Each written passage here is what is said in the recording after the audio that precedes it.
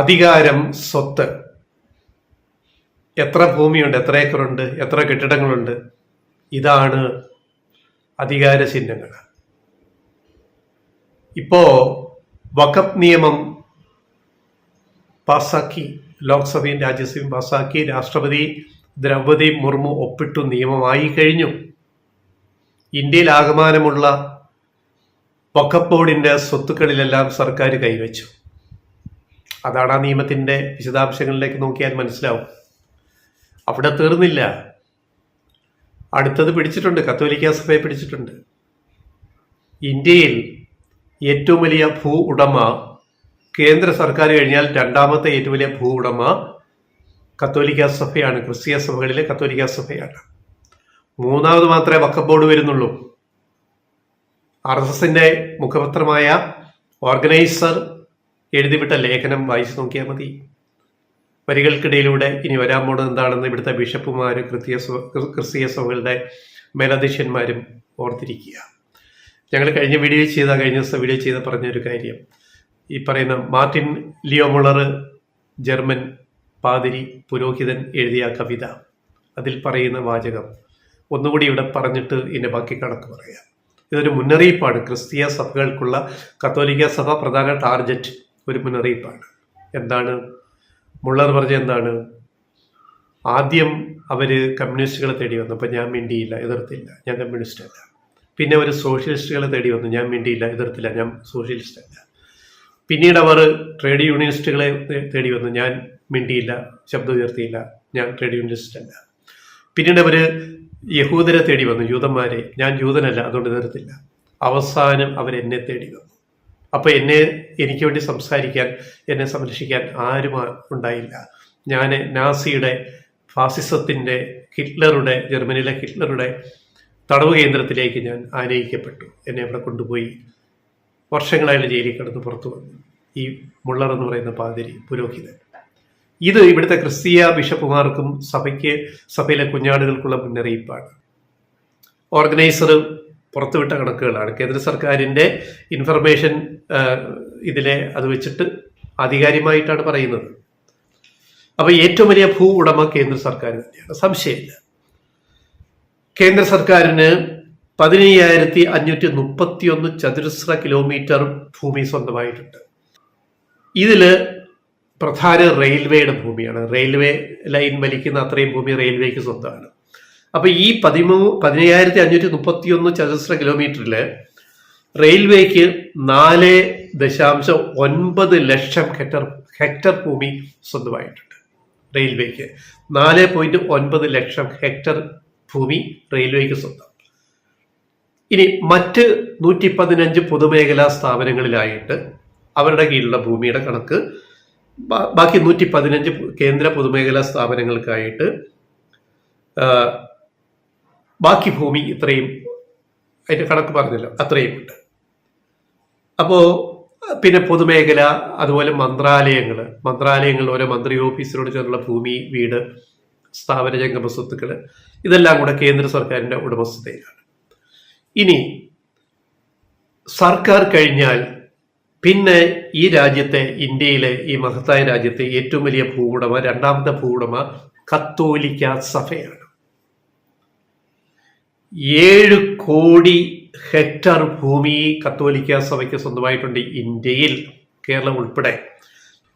ഇതിന് ബ്രിട്ടീഷ് ഭരണത്തിന്റെ ആനുകൂല്യം കിട്ടിയിട്ടുണ്ട്. കത്തോലിക്ക സഭയ്ക്ക് മറ്റ് ക്രിസ്തീയ സഭകൾക്ക് ഇങ്ങനെ ഭൂമി വാങ്ങിക്കൂട്ടാനും കെട്ടിടങ്ങൾ പൊക്കാനും ഒക്കെ അന്നത്തെ ബ്രിട്ടീഷ് ഭരണത്തിന്റെ, ആ ക്രിസ്ത്യൻ ഒരു റിലിജൻ, ആ മതത്തിന്റെ സ്വാധീനം വെച്ചിട്ട് ബ്രിട്ടീഷുകാർ ഭരിക്കുന്നു. ക്രിസ്ത്യൻ രാജ്യമാണ് ഇംഗ്ലണ്ട്, അറിയാമല്ലോ. പ്രൊട്ടസ്റ്റന്റ്, ആംഗ്ലിക്കൻ ചർച്ച് അവർ ഭരിക്കുന്നു. അപ്പൊ ഇങ്ങനെ ക്രിസ്തീയ സഭകൾക്ക് വാരിക്കോരി കൊടുത്തു. കേരളത്തിൽ ഉൾപ്പെടെ, തിരുവനന്തപുരം പല നഗരങ്ങളിലും ഉൾപ്പെടെ കൊടുത്തിട്ടുണ്ട്. അതാണ് ഈ പറയുന്ന കണക്ക്. 7 കോടി ഹെക്ടർ ഭൂമി കത്തോലിക്ക സഭയ്ക്ക് മാത്രം, മറ്റു സഭകളിനകത്ത് വരുന്നില്ല. ഇനി അപ്പൊ ഈ 7 കോടി ഹെക്ടർ എന്ന് പറഞ്ഞാൽ അത് ഏക്കർ പറയുകയാണെങ്കിൽ 17.29 കോടി ഏക്കറാണ്. ഇത് 1927 ചർച്ച് ആക്ട് പ്രകാരം സ്വന്തമാക്കിയതാണ്. ബ്രിട്ടീഷ് ഭരണകാലത്ത്, നമുക്ക് 47 സ്വാതന്ത്ര്യം കിട്ടുന്നത്, 1947 ഇത് 1927 ബ്രിട്ടീഷ് ഭരണകാലത്ത് തന്നെ ഇത് ചർച്ച് ആക്ട് ഉണ്ടാക്കിയിട്ട് ഇത് ഈ ഭൂമികളെല്ലാം പള്ളികളുടെ സഭയുടെ പേരിലേക്ക് ആക്കി കഴിഞ്ഞു, രേഖാമൂലം. ഇനി വഖഫ് ബോർഡ് മൂന്നാമത്. വഖഫ് ബോർഡിന് ഉള്ളത് കോടികളില്ല, ഏക്കറില്ല. വഖഫ് ബോർഡിനുള്ളത് മൂന്നാം സ്ഥാനത്ത് വരുന്ന വഖഫ് ബോർഡിനുള്ളത് 9.4 ലക്ഷം ഏക്കർ ഭൂമി മാത്രമേ ഉള്ളൂ. 9.4 ലക്ഷം ഏക്കർ. ലക്ഷം, കോടികളില്ല. ഇതിൽ ഏറ്റവും കൂടുതൽ യു പിയിലാണ്. വഖഫ് ബോർഡിന് ഏറ്റവും കൂടുതൽ സ്വത്തുക്കളുള്ളത് യു പിയിലാണ്, കേരളത്തിലൊന്നുമല്ല. അത് മനസ്സിലാക്കണം. അവിടെയാണ് വഖഫ് ബോർഡിനെ കയ്യിലാക്കാനുള്ള നിയന്ത്രണത്തിൽ കൊണ്ടുവരാനുള്ള ഇപ്പോഴത്തെ നിയമം പാസ്സാക്കിയത്. അടുത്ത നിയമം വരുന്നത് ഇവിടുത്തെ ക്രിസ്തീയ സഭകളുടെ സ്വത്തുക്കൾ കൈകടത്താനുള്ള, അതിൽ കൈവെക്കാനുള്ള സംഘപരിവാറിന്റെയും കേന്ദ്രത്തിലെ സർക്കാരിന്റെ അടുത്ത നീക്കങ്ങൾ ഓർത്തിരിക്കുക. ഈ പറയുന്ന മാർട്ടിൻ ലേ മുള്ളറുടെ വാചകം വീണ്ടും പറയുന്നു, എന്റെ മുറ്റത്ത് അവർ കയറിയില്ലല്ലോ, അപ്പുറത്തല്ലേ കയറിയത്, എനിക്കെന്ത് ഛേദം എന്ന് പറഞ്ഞിരിക്കുന്ന സഭാ മേലധികാരികളോട്, ബിഷപ്പുമാരോട് പറയുന്നു, അടുത്ത ഊഴം നിങ്ങളുടെ പറമ്പിലേക്ക് ഇവർ കയറി വരും. ഇപ്പൊ വഖഫ് നിയമം പാസ്സാക്കിയതുപോലെ സൂക്ഷിച്ചോളുക. ഇതാണ് ലെഫ്റ്റ് വോയിസിന് പറയാനുള്ളത്. ഇനി ഒരു കാര്യം കൂടി പറഞ്ഞത് അവസാനിപ്പിക്കാം. ക്രിസ്തീയ സഭകൾക്ക് നേരെ സംഘപരിവാർ നടത്തുന്ന ആക്രമണങ്ങൾക്ക് ഒരു വലിയ ചരിത്രമുണ്ട്. ഇപ്പൊ ഏറ്റവും ഒടുവിൽ ജബൽപൂര്, അതിനുമ്പ് മണിപ്പൂരിൽ എന്താ സംഭവിച്ചത്? പിന്നോട്ട് പോവുക, ഏറ്റവും കൂടുതൽ ആക്രമണങ്ങൾ ക്രിസ്തീയ സഭകൾക്കും അവരുടെ പാതിരിമാർക്കും മിഷണറി പ്രവർത്തകർക്കുമെതിരെ നടക്കുന്നത് വടക്കേ ഇന്ത്യയിലാണ്. ഒഡീഷ, യു പി, ഹരിയാന, അതുപോലെ എത്രയോ മഹാരാഷ്ട്ര, എത്രയോ സംസ്ഥാനങ്ങളിലെ 1999 ജാനുവരി 22-നാണ് ഗ്രഹാം സ്റ്റെയിനെയും തിമോത്തി ഫിലിപ്പിനെയും ദാരാസിംഗ് വേദാന്തകൾ പ്രവർത്തകർ 1000-ഓളം പേര് തടിച്ചുകൂടി വേദാന്തകൾ ആക്ടിവിസ്റ്റുകൾ RSSന്റെ ഉപസംഘടനയായ വേദാന്തലിനെ ചുട്ടരിച്ചു കൊന്നു. അത് 1999 ജനുവരി 22-ന്. അതേ വർഷം, അതേ 1999 നവംബറിൽ മാർപ്പാപ്പ ജോൺ പോൾ രണ്ടാമൻ ഇന്ത്യയിൽ വന്നു. ഡൽഹി സന്ദർശനം. ഡൽഹിയിൽ അദ്ദേഹം വന്നു. അന്ന് ഇന്ത്യൻ പ്രധാനമന്ത്രി അടൽ ബിഹാരി വാജ്പേയി, BJPയുടെ ഭരണം. ആഭ്യന്തരമന്ത്രി LK Advani, ഉപപ്രധാനമന്ത്രിയും ആഭ്യന്തരമന്ത്രിയായ LK Advani. LK അദ്വാനിയുടെ വീട് നോർത്ത് ബ്ലോക്കിലാണ്. പ്രധാനമന്ത്രിയുടെ വീട്, അടൽ ബിഹാരി വാജ്പേയിയുടെ വീട് സൗത്ത് ബ്ലോക്കിലും. ഡൽഹി നഗരത്തിലെ, ഇന്ത്യയുടെ തലസ്ഥാനമായ ഡൽഹി നഗരത്തിലെ ഏറ്റവും സുരക്ഷാ മേഖലയാണ്, ഏറ്റവും സുരക്ഷിതത്വമുള്ള മേഖലയാണ് നോർത്ത് ബ്ലോക്ക്, സൗത്ത് ബ്ലോക്ക്. അതിൽ നോർത്ത് ബ്ലോക്കിൽ LK അദ്വാനി, ആഭ്യന്തരമന്ത്രിയായ LK അദ്വാനിയുടെ വീടിന് മുമ്പിൽ തടിച്ചുകൂടിയ ആയിരക്കണക്കിന് സംഘപരിവാർ കക്ഷികൾ, സ്വന്തം പാർട്ടിക്കാര്, BJPയുടെ ആളാണല്ലോ സംഘപരിവാർ എന്ന് പറയുന്നത്. ജോൺ പോൾ രണ്ടാമൻ മാർപ്പാപ്പയുടെ കോലം കത്തിച്ചു.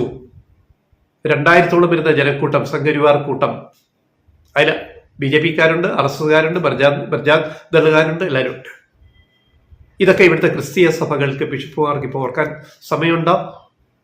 ചരിത്രം വായിക്കണം. ബിഷപ്പുമാരും കുഞ്ഞാടുകളും, ക്രിസ്തീയ സഭകളുടെ കുഞ്ഞാടുകളും. ഇനി വരാനിരിക്കുന്നത് എന്താണെന്ന് നിങ്ങൾ കണ്ടുകൊള്ളുക. ഇതിനെ നേരിടാൻ ഇവിടുത്തെ ക്രിസ്തീയ സഭകൾക്ക് സാധിക്കും. ഇവിടെ അനുനയം വേറൊരു വഴിക്ക് RSS പ്രയോഗിക്കുന്നുണ്ട്.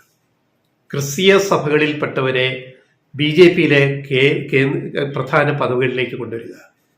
പക്ഷെ അത് ഫലിച്ചില്ല. എന്താ? അൽഫോൺസ് കണ്ണന്താനത്തെ പോലുള്ള IAS കാരെയൊക്കെ BJPയിലേക്ക് കൊണ്ടുവന്നു. കത്തോലിക്കരെ പിടിക്കാമെന്ന് വിചാരിച്ചു, ഒന്നും നടന്നില്ല. ബിഷപ്പുമാരൊക്കെ അതിനെ വിശ്വസിച്ചില്ല.